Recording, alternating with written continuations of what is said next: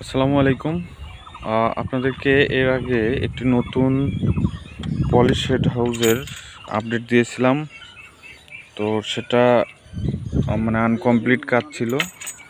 তো আজকে আমরা মোটামুটি গত 3 দিন কঠোর পরিশ্রমের মাধ্যমে আমরা কিন্তু কমপ্লিট করে ফেলছি।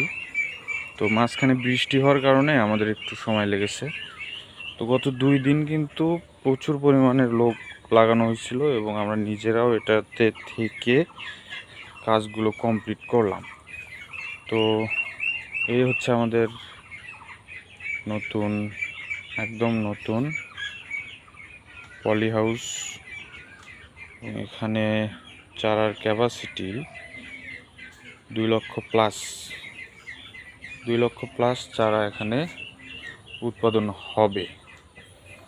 তো এই হচ্ছে